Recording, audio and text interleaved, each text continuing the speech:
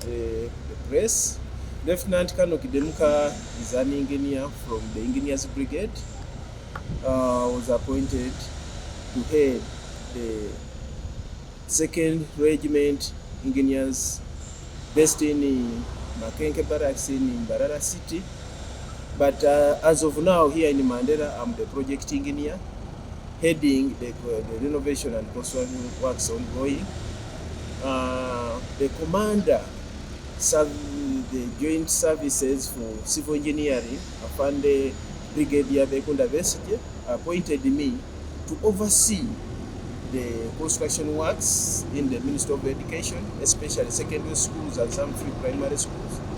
He further gave me the portfolio of handling other ministerial, departmental and agencies in Directorate of Citizenship and Migration Center, Kampala City Council Authority, Judiciary, and many others as called upon. So I'm here in that capacity as an engineer to oversee and ensure that these works are completed in time as required. My age is 49 years now. I was born in Butembo Palisa, the Palisa district, but now they're fragmented into Butembo district now. So I fall under now Petete sub-county. My mom is still alive. She's Janet Naudo Kaendeke. Dad is still alive. Is Seku Christopher Kidemuka. I'm blessed with the family. I'm married to Lieutenant Colonel Knight Stella Wambale. We have kids who are ongoing school, and I'm also happy to inform that I have a kid who is a commissioner in the office of the president, Seku Eng. I've really taken my children through that life of education, and I've done very well. Oh yeah. Do you remember the day? If you remember every detail of that day? When I heard of the news, because I first of all I developed anxiety, and really it was a shock, because first of all this is a mega project, the biggest of its kind to be handled by locals, and especially the Engineers Brigade, and totaling to a tune of 97 billion shillings. So when the news broke out that UPDF has been entrusted to do this work, at the back of my mind is one, His Excellency had directed that we do these works in Ministry of Education, Ministry of Health, and many other ministerial departmental agencies like the Office of the Prime Minister, and as I already mentioned, the other departments. Now, when this news came up that we have to take on Namboli, and following the directive by His Excellency, and already what I had on press, the doubters, saying UPDF has no capacity, if we can't do it. One, I had to say that this is the time now to prove our worth. It was the time for us to come and show Ugandans that we can do this, and we can do this without foreign aid or foreign labor expatriates. So immediately the news broke out. We prepared ourselves. The commander, Afande Bekunda Besije, instructed us to come and do the best, and told us that one, the fight all along, all the complaint is about shoulder work, that is about inflated rates, it is about delays in the delivery of a project.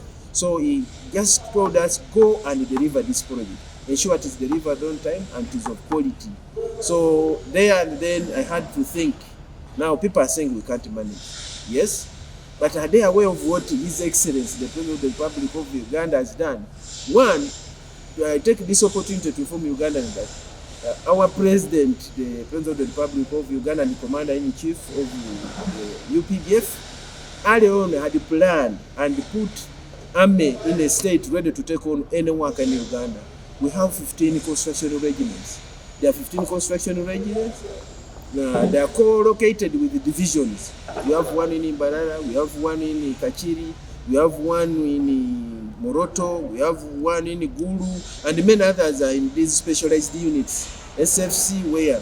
So like me now, a commander of the 2nd Regiment, which is co-located with the 2nd Infantry Division, I have a total of around 300 engineers, all recruited from universities.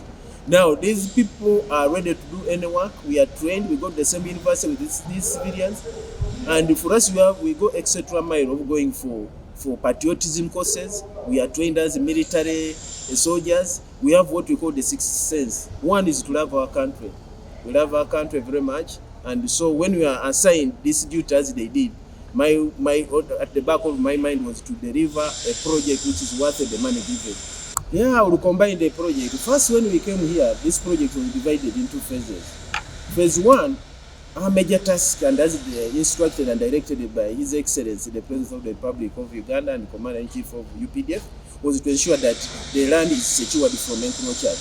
So we started by putting the perimeter wall. That was we started it in February 2022, which took us around 5 months to completion, and was ready, we handed over. Then the second phase, that perimeter wall cost us about 3.8 billion. Now, the second phase was now to embark on the full renovation of Nambole National Stadium, and its cost was 94 billion. So when I came here, the first thing we did was to dig the foundation. The first thing we did was to dig the foundation of the perimeter wall. And by then we invited the Minister for Education, State Minister for Education, to lay the foundation. And it was Honorable Hans Obua. He did the laying of the foundation and we kick-started the work. The beginning was a bit tough, as you know, but in the end, we managed it. Now, this project, many are interested in the time it has taken us. If I combine the period, we took 5 months to do the perimeter wall. Now we started on the renovation of Mandela National Stadium in August 2nd. Now we had some delays. The delays came because one, we were to procure a consultant, and the consultant by that time was to be a foreigner, and so because we could not believe in ourselves. But later on, during stakeholders meeting, the 3 state ministers, the Minister for Defense and Veteran Affairs, and then the State Minister of Education and the Sports, then the State Minister for Minister of Works and Transport, sat down and resolved. They said, let us procure our own consultant from Ministry of Works for those who handle public utilities now and structures. So they appointed the Minister of Works to work as consultants, and then they straight away kicked on with the consultants, providing us drawings. So the delay took around 4 months. So when you add the 4 months to the other, those are already 10 months we are here. Now, when we started the work, from there up to now, we have never stopped. So approximately we have taken so far 17 months here, 17. Now, on record, I want this noted to fellow Ugandans that world over, even if you moved around, you find that the full renovation of a stadium takes a minimum of 3 years. But for us on record, we are going to take less than 2.5 years to deliver this structure. When we came here first to report in December, that was December 2021, we came as UPDF. And in UPDF structure, there are ladies and the men. But for us in the army, we call them men. So we call them men. So we came with approximately 55 soldiers who are men, and then the ladies were 25. Altogether, we made 80 at the beginning. Now, when we reached on the ground, and with the briefing we have, that we had to involve the Wananchi around in the excavation of foundation, in some who are experts. You know, in engineering, nobody is awesome. There are areas where we need expertise. So we had to hire the manpower around, and then the people with expertise to do some works. So as work progressed, it required, because the perimeter wall is 4.2 kilometers, and doing that needed labor intensive. So we had to employ very many people to do that work. Now, when we employed very many people, it means we had to bring in more UPDF and more civilians, so that we work together and they know that UPDF is an army for the people. Now, as work progressed, we started on the renovation of the stadium. The numbers went on increasing. At the climax, I had a total population of around 820 workers on site, and they are all fed down. We cook food jointly in our Gudulias, and we enjoy jointly with the civilians.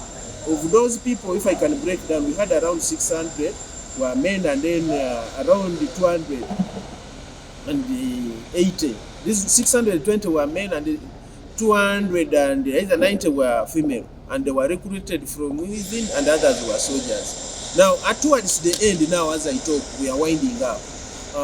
The number has gone down. Majority are female. They do a lot of painting here. You can move around and see and witness. Majority are cleaning.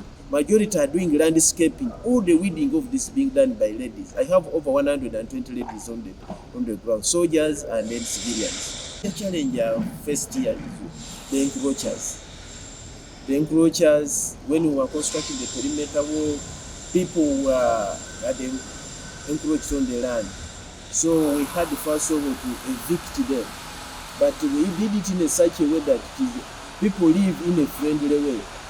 If people live this land in a friendly way, they left, and without even compensation, because they knew they were on the land which doesn't belong to them. So they willingly left and went. Then another challenge we met here mainly is the vandalism, safety. The fact that we have gazetted this place, there is one major place which is open. The police, they are not manning their gate. So all the thieves who come here to still pass through that gate. But we have tried to inform our staff friendly force to ensure that they also man their gate. If they fail to do it, we are ready to deploy and man the gate. It might inconvenience them, but we are still talking to them. Then another challenge, I think, which has been some delays. Delays came as one, the lead time of importation. You know, most of the materials come from abroad. Like now, floodlights which are delaying. If they were to be manufactured here, we would just go to the shop and buy. But that time has challenged me a lot, because me, in my heart, I want to deliver this very fast so that Ugandans can enjoy this good premise here. Then we have also some challenges of the salvaged materials. Down there, we moved. This was total overhaul. We did total overhaul the stadium, implying there were all the pipes, all the iron sheets. All these materials have been heaped here, and they have not yet been disposed of. They pose a security threat, in that while these other snakes can grow there and might bite people with time, thieves who are interested in this scrap are a problem. They are trying to sneak in and steal. So it is my call that they are also removed and remain free. Other challenges have been minor and have been handled, just ranging from maybe scarcity of water. We realized that when that stadium requires a lot of water for watering. So what UPDF did through our leadership, they advised me to sink a borehole, and we sank a borehole which is very rich in water, and it is the water we are using to water the pitch. So there we have reduced on the cost of water. They will only be just paying maybe for power to pump the water here. We know is a patriotic army, and we come here with a sense of liberating and developing our country through construction. So what makes us unique in this sense is, first of all, our costs. Our costs are manageable. They are within, and then time delivery of our projects. Timely delivery of the projects, we have done that. That makes us ready, and we rarely go back for variations, because these bills are made by us. Our senior quantity surveyors, we have in UPDF, go through them. By the time they declare that they are ready and for funding, then we would have taken care of all those as eventualities, unless if it is a natural calamity. So what makes us in brief unique is that we rarely go for violations, we deliver our projects timely, and the quality is at the topmost. The first thing I would do, first of all, is to further carry out the structural integrity of this building, with the intent of expanding vertically and horizontally, so that I increase the capacity from 41 to around 65,000 seaters. Then the tribunal, as earlier on arranged, because we renovated this structure as it was. But according to the advice, the tribunal and press must be near the mixed zone, but you find that they are far apart. So I could also make sure they are all put on the same side, mixed zone and the tribunal, so that there are no discrepancies. Then also, according to the comments we have been receiving from visiting teams, the CAF members, is the issue of the washrooms. For us, it is general. People, as a guided that players must walk, bathe in an open place. We would protect them.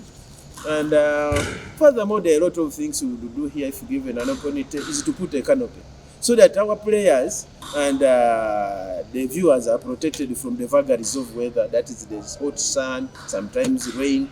Then also, if not the canopy only, I would also think, if I'm given an opportunity here to further do this, is I would budget or buy a pitch cover.